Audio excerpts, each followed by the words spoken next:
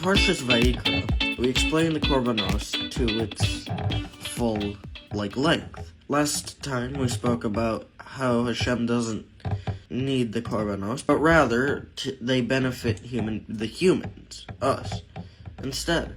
Let's get into some deeper actions that are done during the sacrificing. Semicha, resting his hands on the sacrifice, atoned for the person's sinful deed.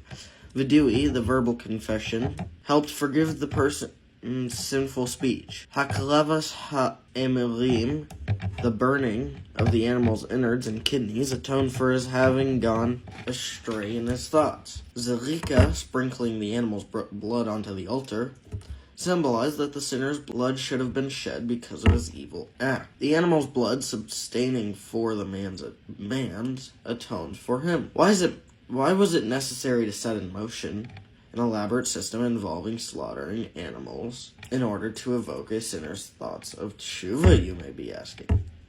Couldn't the Torah have simply commanded that the transgressor confess his sin and be rebuked? The answer is that the Almighty, the creator of the humans, best understands human psychology. He chose the most effective method of stirring us to sincere shuva.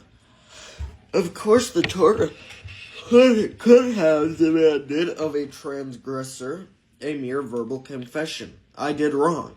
However, the effect of the spoken word could not compare to the action accompanied by visual impression. Bringing an animal to the base of Mikdash, resting his hand on it, witnessing how it was slaughtered and burned, arouses in a sinner a far more profound awareness of the evil of a sin than a mere oral confession of his wrongdoing.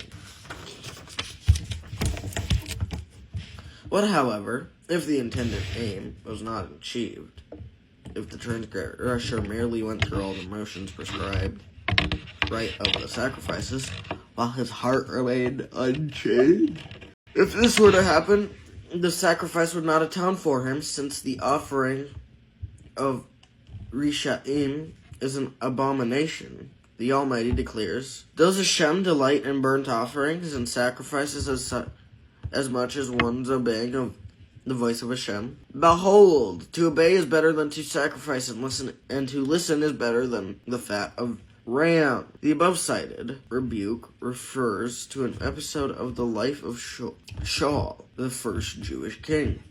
The prophet Shmuel instructed the new king Shaul in the name of the Almighty to wage war against the nation of Amalek, destroying its members completely.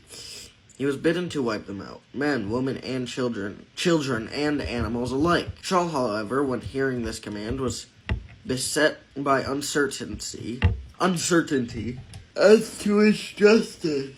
In his mind, there lurked a doubt about the fairness of destroying a complete nation. Was this not a heinous deed? He therefore decided to spare Agag, the king of Amalek, and the animals of value.